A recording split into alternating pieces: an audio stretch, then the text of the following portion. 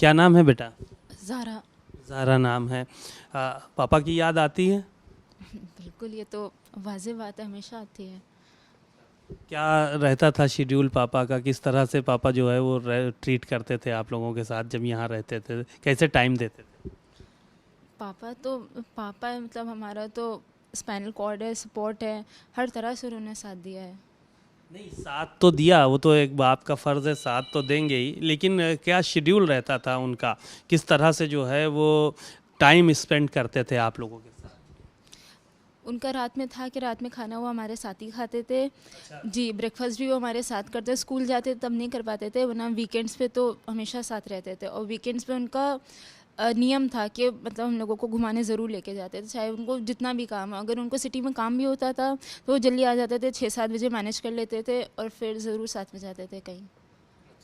ऐसा था। और पेरेंट टीचर मीटिंग वगैरह होती थी, जाते थे जी, हमेशा? जी बिल्कुल, लास्ट मेरी 12th की पेरेंट टीचर मीटिंग बोर्ड की उन्होंने ने अटेंड करी थी। फिर नवंबर में मतलब वो फरार हो गए थे, पर उन्होंने लास्ट पेरेंट टीचर मीटिंग उन्होंने ने मेरी अटेंड करी है। अच्छा। जी।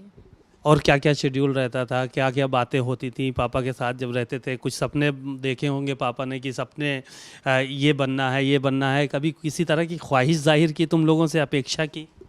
जी बिल्कुल, हमारा ये पीक टाइम था जब हम लोगों को करियर बनाना था, जब हम लोगों को कॉलेज और स्कूल जाना था, हम लोगों को कोर्ट कचहरी जाना पड़ा।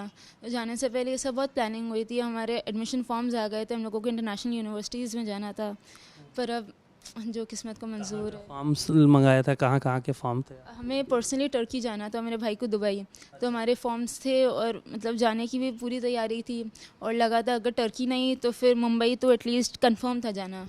बट देन किस्मत को नहीं अभी मंजूर। कहाँ पे एडमिशन लिया है आप लोगों ने? अभी तो हम प्राइवेट कर रहे हो, इसका 12th आर्मी स्कूल में है। तो प्राइवेट में क्या कर रहे हो आप? BBA। बीबीए कर जी। रहे हैं। तो ये यानी कि पापा के जेल जाने की वजह से करियर पे असर पड़ा कहीं ना कहीं?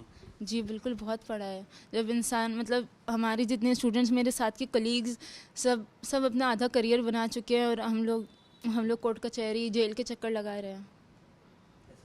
क्या नाम है आपका? मुस्तफ़ा। मुस्तफ़ा नाम है। मुस्तफ़ा अभी 12th में हो? जी। जब 10th में थे तब पापा गए जेल? जी। जी। तो पापा क्या अपेक्षाएं करते थे? आप ही इकलौते बेटे हो ना? जी। जी। तो जी। क्या अपेक्षा करते थे? कभी पापा ने ये बोला कि पॉलिटिक्स में जाना है तुमको, या फिर इंजीनियर बनना है, डॉक्टर बनना है, क्या करना है? पापा ने मुझसे हमेशा यही कहा है कि कभी तुम्हें पॉलिटिक्स में नहीं भेजेंगे।